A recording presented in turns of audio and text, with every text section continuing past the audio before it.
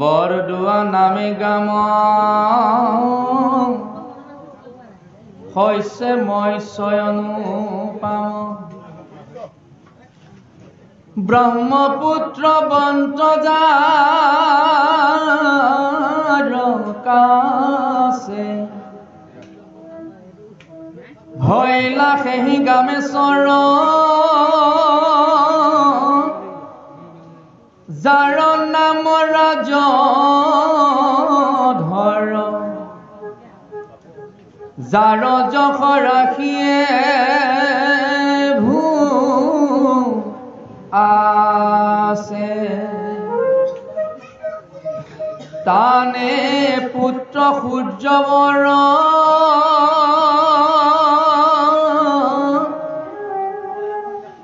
মহাবৰা বংশধৰ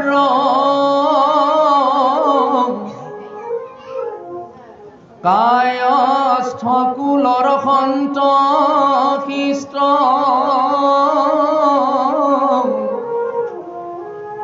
যাৰ যশয়ে ভুজল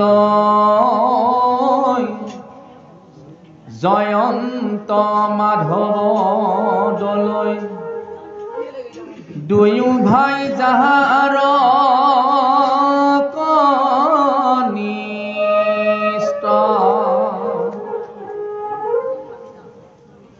তানে পুত্ৰ অনুপম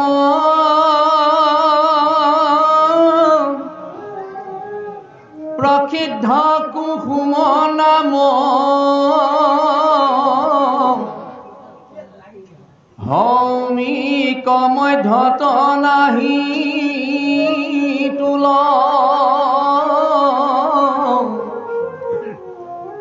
দানী মানি গুণৱন্ত মহাজনে বখানন্ত বংশৰ মধ্যত পদ্ম ফুল তাহানে সন্ততিয়াতি জ্ঞান শূন্য শিশুমতি কেশৱৰ কিংকৰ শংকৰে কথা একাদশ স্কন্ধ বিৰচিলা পদবন্ধ শুনা সভা সদনীৰে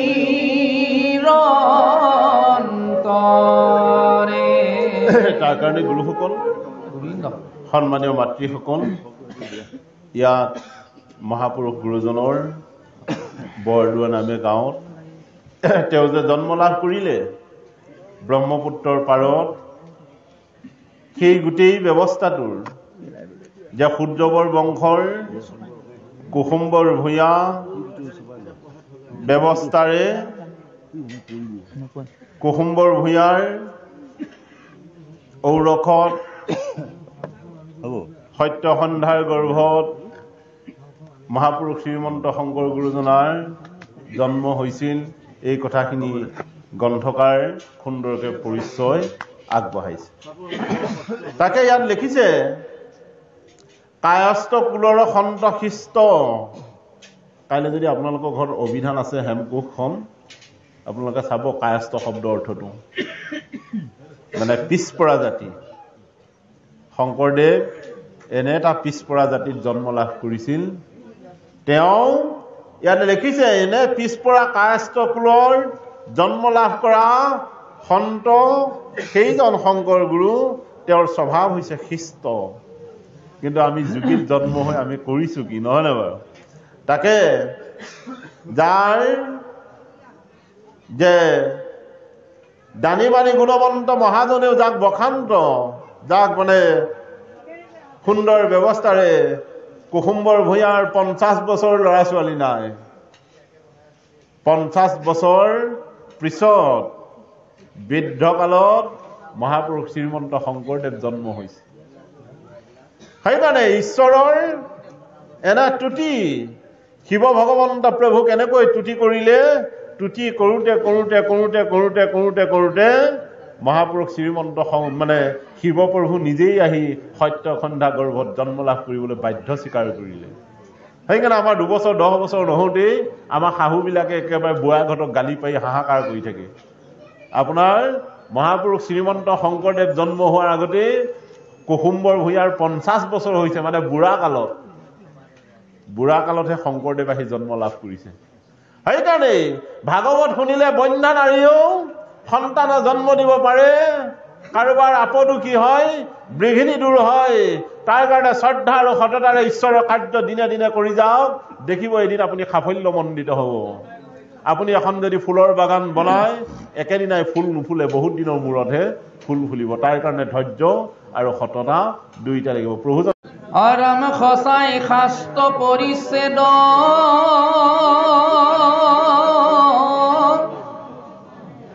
হঠাতে নকৰা খেদ কৰ জোৰে বোলো তুতি বাক পূৰ্বা পৰে শাস্ত্ৰ চাই যেবে দেখা কথা নাই তেবে নিন্দা বুলিবা আমাক যিটো জনে অধিকাশী হঠাতে নিন্দয় আখি তাকো মোৰ অঞ্জলি সম্পুত কহো মই খানছে খানছে তাতো মহালাভ আছে নিন্দি মাত্ৰ হুকমুত তুষ্ট।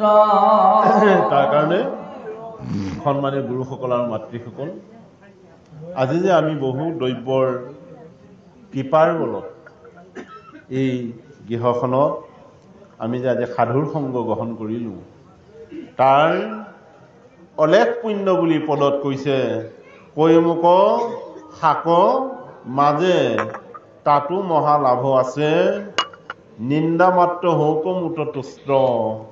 যদি কোনোবাই কাৰোবাক নিন্দা কৰিছে, মই তাহানিতে তাত তুষ্ট নহওঁ। সেইকাৰণে বহুবাৰ পুণ্যৰ ফলত কেতিয়াবা ভাগৱত অধ্যয়ন, ভাগৱত শাস্ত্ৰৰ য'তেই উচ্চাৰণ নহওক, পাৰিলে আপুনি যদি যাবও নোৱাৰে, এবাৰ ঈশ্বৰৰ নাম পদৰ কথা শুনি ঈশ্বৰক চিন্তা কৰিব যে আমাৰ গুৰুজনাই কৈছে, কীট পতংগ অগলগ জৱজিত কায়া, সকলোৰ ভিতৰতে মই ঈশ্বৰ ব্যাপক্ত ভাৱেৰে আছো। নাঙলে যে বাই যায়, এটা কেঁচুৱে এদিন খেতিয়কক কৈছে, বা তুমিও একেবাৰে ঘটককে কাটিয়েই দিলা আহি, তুমি যদি কৃষ্ণ বুলি কৈ দিলাহেঁতেন মই তোমাৰ পৰশতে মুক্তি পাই গলোগৈ বুলি কৈছে। ইতৰ জীৱবিলাকৰো গাত ঈশ্বৰ আছে। সেইকাৰণে আমি যিয়ে কাম নকৰোঁ ঈশ্বৰক বিশ্বাস কৰি কৰিব। ইয়াৰ পৰা কাইলৈ যেতিয়া গাড়ীখন চলাই যাম, হেণ্ডেলৰ আগত ভগৱন্ত প্ৰভুক তুতি কৰি লওক, দেখিব আপোনাক যিকোনো প্ৰকাৰে পাৰ কৰিব। আমি যেতিয়া বাইকখন চলাম, গাড়ীখন চলাম, ঈশ্বৰক তুতি কৰা আমাৰ সময় নাই। সেইকাৰণে আমাৰ ৰথখন কেতিয়াবা দুৰ্ঘটনাগ্ৰস্ত হৈছে। সেইকাৰণে অৰ্জুনৰ ৰথৰ সাৰথি কৃষ্ণ, কিমান শৰ নিক্ষেপ কৰিছে অৰ্জুনৰ ৰথলৈ, কিন্তু কৃষ্ণই সমস্ত ৰক্ষা কৰি আছে। সেইকাৰণে আমাৰ দেহটো হৈছে ৰথ, ঘোঁৰা হ'ল মন, ইন্দ্ৰী প্ৰাণ সেনাগন, বিষয় অৰণ্যৰ মাজত সদায় আমাৰ যুদ্ধ। আইগৰাকীৰ লগতো কেতিয়াবা কাজিয়া পেচাল হৈছে, ল'ৰা ছোৱালীৰ লগতো তৰ্কবাদ হৈছে। আমাক ভাগৱতে কৈছে পাৰিলে গোটেইখিনি তুমি কি কৰা, মন্দিৰ বনাই লোৱা। মোৰ ঘৰত পঢ়া শুনা অভ্যাস নাই, কিন্তু ল'ৰাটোক মই উত্তৰ দিছোঁ তই পঢ়। ল'ৰাটো পঢ়াৰ সময়ত যদি আপুনি প্ৰত্যেক ৰুমত আপুনিও যদি এখন আলোচনী চাই থাকিলেহেঁতেন, সিও কেতিয়াও ক'বালে তাৰ লগৰ বন্ধুকেইটাইও ক'লেহেঁতেন এই দেউতা ঘৰতে থাকে আলোচনী পঢ়ি, এইখিনি সময়ত অন্ততঃ তোমালোকে মোলৈ ফোন নকৰিবা। কিন্তু আমাৰ এতিয়া গ্ৰন্থ পঢ়াৰ অভ্যাস নাই, আমাৰ অভ্যাস টিভি চোৱা, আমাৰ অভ্যাস আঁঠুৱাৰ তলত মোবাইল চোৱা। সেইকাৰণে আমাৰ সন্তানবিলাকে ক'ত কৃপা পাবগৈ, নহয় নে বাৰু? সেইকাৰণে ভাগৱত হ'ল যুগ যুগান্তৰ পৰা চলি অহা। ইয়াত কৈছে জন্মা দেশ যত হনজ আদিত্য ভিগ্ৰ চৰাত তেনে ব্ৰহ্ম হৃদয় জন্তি যত চুৰয়। মই আদি ব্ৰহ্ম। যেতিয়াই পৃথিৱী জন্ম হৈছিল তেতিয়াই ভাগৱতৰ জন্ম হৈছে। আদি অনাদিক ভাগৱতৰ কথা কৈছিল। এনেকে আহি আহি বিভিন্নটা পৰম্পৰা গৈ সূৰ্যনাৰায়ণে শ্ৰীনাৰায়ণক, শ্ৰীনাৰায়ণে ব্ৰহ্মাক, ব্ৰহ্মাই ব্যাস মানে নাৰদক নগৈলে তিলক ভাঙি ইডালে সিডালে লাগি শুকমুখে দৈবী ফল ভ্ৰমিত পৰিছে। সেইকাৰণে আমি আত্মাৰ বিচাৰ সদায় কৰিবই লাগিব। তাৰ কাৰণে কৈছে অখণ্ড মণ্ডলাকাৰ গুৰুৰূপে ভগৱান আপুনি সাকাৰ। অদেহৰ গুৰু পৰমাত্মা জীৱাত্মা হয়তে শিষ্যতাৰ। গুৰু হয়তে অনেক অৰ্থ হয়, তাৰ তত্ত্বমতে আধাৰ বুলি কয়। দেহৰ গুৰু পৰমাত্মা, পৰমাত্মা শিষ্য হৈছে জীৱাত্মা। এই জীৱই কেৱল পৰমাত্মাক তুতি কৰি থাকিব লাগে বা পৰমাত্মাক চিন্তা কৰি আছে। আজি সেই বৰদোৱাৰত জন্ম হোৱা কুসুম্বৰ ভূঞাৰ মানে ঔৰসত জন্ম হোৱা গুৰুজনে কেৱল সমাজখনৰ সংস্কাৰৰ কাৰণে সদায় নীতি নিয়ম নৈতিকতা পালন কৰি এখন সুন্দৰ অসমীয়া সমাজ আমাক দান কৰি থৈ গ'ল। আমিও যেন আমাৰ ওচৰ চুবুৰীয়াটো আমাৰ ককাই ভাইখিনিৰ লগত যেনে মকামিলেৰে বসবাস কৰিব পাৰোঁ, এই চিন্তাটো আমি সদায় কৰিব লাগিব। তাৰ কাৰণে গুৰুজনে কৈছে ভকতক দেখিলে নকৰে হৰি, সিটো পাপি মণিকূঠৰ ভিতৰত দেখিলে মোক কৰিবে কি। ভকতক দেখিলে যে কোনোদিনে সেৱা কৰা অভ্যাস নাই, তাৰ চোতালৰ আগত ধৰিলে মই চতুৰ্ভুজ মূৰ্তিয়ে দেখাই দিলোঁ আহি। কিন্তু কি কৰিব, তাৰ যেতিয়া ৰিহাৰ্চলি নাই, সি প্ৰণামে কৰিব লাগে নে সেৱাই কৰিব লাগে নে তাৰ কোনো।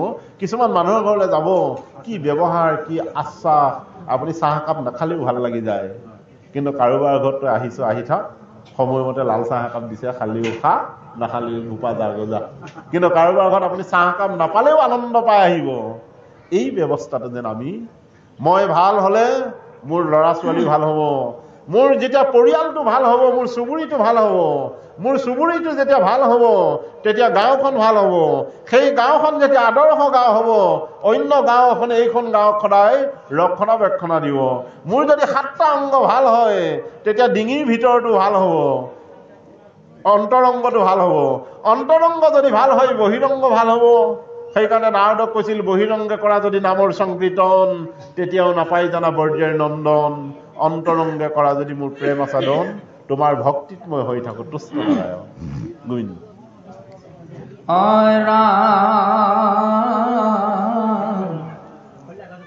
বিনাশৈশ্বৰ ধৰ্ম চাই মূৰ পাপ কৰৈখন,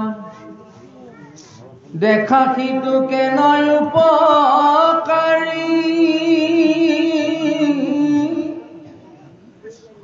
তাকো নেখে বিবে দেবে মূৰ পৰে আছে দেবে। আউৰ কোন মহায়ঙ্কাৰী,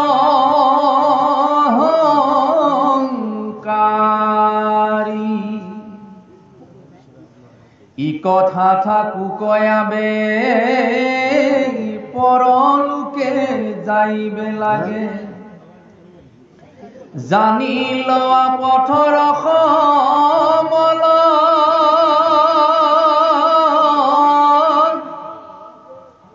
জন্ম কোন কৰা বিঠা শুনাইতো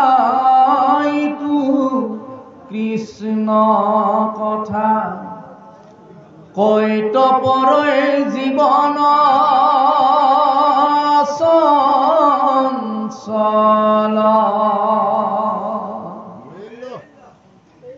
দিনে হৈ আয়ু পাত চেতন নাহিকে গাত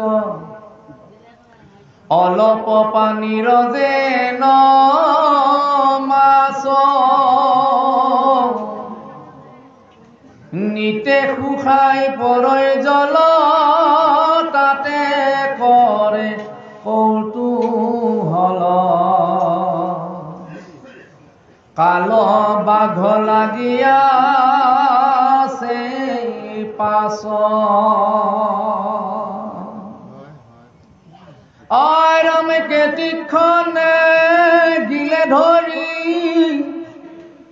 তিলেকতে যাইবা মৰি কৃষ্ণ বিনে গতি নাই আৰু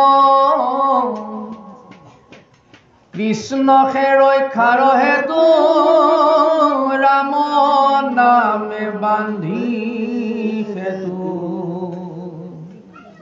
সংসাৰ সাগৰ হুৱা পাৰ তাৰ কাৰণে গুৰুসকল ইয়াৰ পদত কৈছে যে বিনাশ হৈ স্বধৰ্ম মূৰ পাপ কৰ ক্ষয় দেখা যিটো কেন উপকাৰী এটা হৈছে স্ব মানে নিজ মানে আত্মধৰ্ম বাৰে বাৰে কৈ আছে গীতাটো আত্মতত্ত্ব জানিলে নিজৰ শৰীৰ মংগল হৈ পৰে ধৰ্ম হৈছে ধাৰণা যাৰ ধাৰণা ভুল তেওঁ একো ধৰ্ম কৰা নাই সেইকাৰণে ধৰ্ম শব্দ অৰ্থ ধি ধাতুৰ ম নিশ্চিত পত্ৰই লগ লাগি হৈছে ধৰ্ম শব্দ অৰ্থ হৈছে ধাৰণা যিসকল মানুহৰ ধাৰণা ভাল ধাৰণা শুদ্ধ তেওঁৰ নীতি শুদ্ধ যাৰ ধাৰণা ভুল তাৰ নীতি অশুদ্ধ সেইকাৰণে ইয়াৰ পদত কৈছে স্বধৰ্মত থাকি পাপ কৰা হয়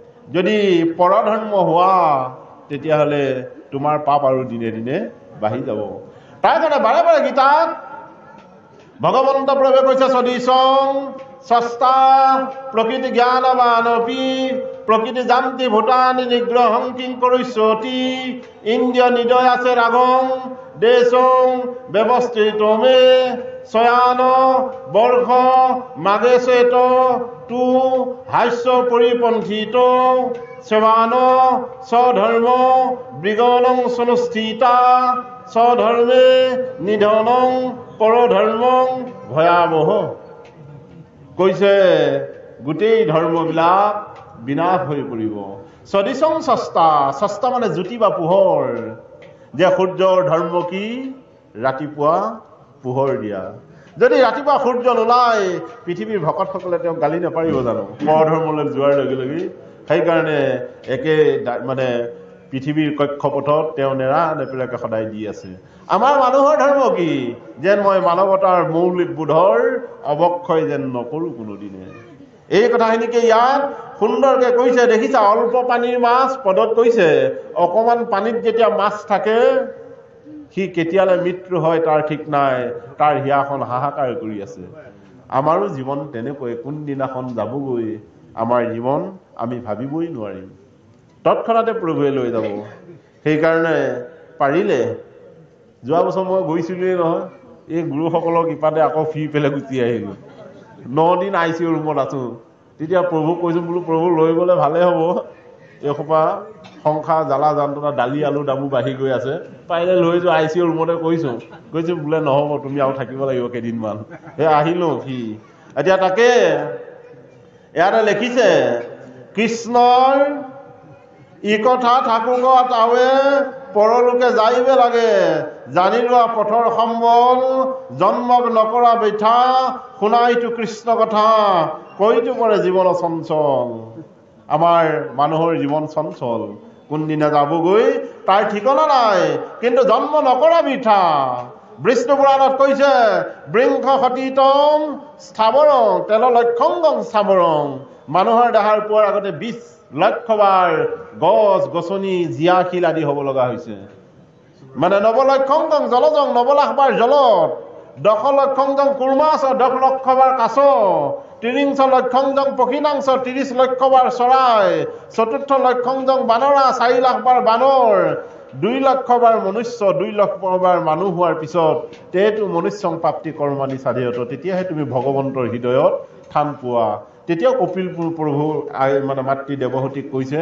মানুহৰ দেহা খলাই দিয়াৰ পিছতেই তৰু তিন খিলা হ'ব এই কেতিয়াবা কয় নহয় এইকেইটা কাম নাই এনেই চিঞৰি ফুৰে ভাদমহীয়া ধৰি লওক আপোনাৰ নামঘৰত বুঢ়া কেইটামানে নাম লৈ আছে আৰু সদায় নেৰা নেপেৰাকে সেই গাঁৱৰ মানুহ কেতিয়াবা কয় এইকেইটা একো কাম নাই এনেই চিঞৰি ফুৰিছি বুলি কয় এইবিলাক যে কয় সেইবিলাক এই তৰু তিন খিলালৈ ৰূপান্তৰ হৈ যায় সেইকাৰণে পাৰিলে গুৰুজনাই কৈছে কৃষ্ণৰ ৰক্ষাৰ হেতু ৰাম নামে বান্ধা খেতু সংসাৰ সাগৰ হোৱা পাৰ যে সংসাৰ সুন্দৰ ভাৱেৰে পাৰ হৈ যোৱা প্ৰাণ প্ৰয়াণৰ সময়ত বাটপীঠ কণ্ঠ নিৰোধ হয় মৰা মানুহ যেতিয়া চাবলৈ যায় ডিঙিৰ এইখিনি ঘেৰ ঘেৰাই থাকে দেদাই আইতা বুলি মাতিলেও তাৰ মাত নাই সেইখিনি সময়ত তুমি কি কৰিবা যদি স্মৰণ কৰা মোক স্মৰণ কৰোঁতে তোমাক মই বৈকুণ্ঠলৈ লৈ যামগৈ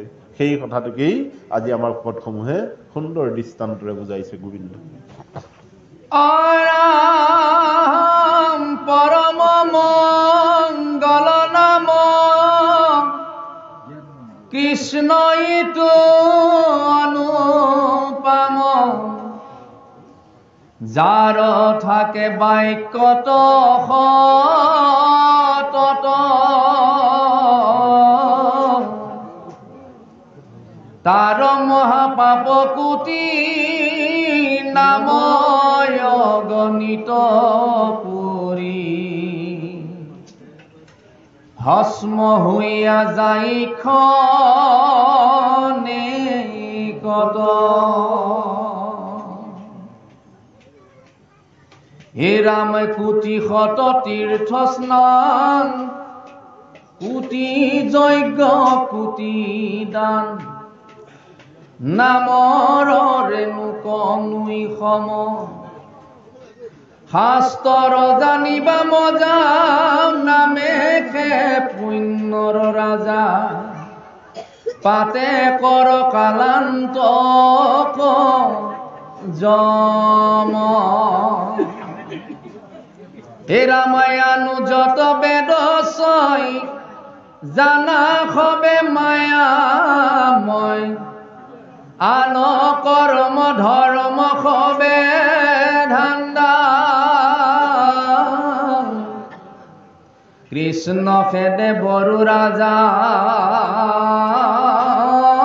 জানিয়া কৃষ্ণক ভজা কৃষ্ণৰ নামক গলে বান্ধা গীতা ভাগৱত শাস্ত্ৰ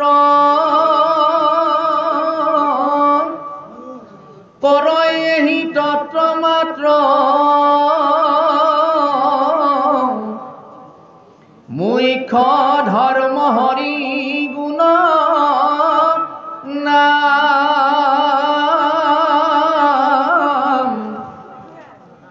সুদৃঢ় বিশ্বাস কৰি কৃষ্ণক ধৰি নিৰন্তৰে বোলা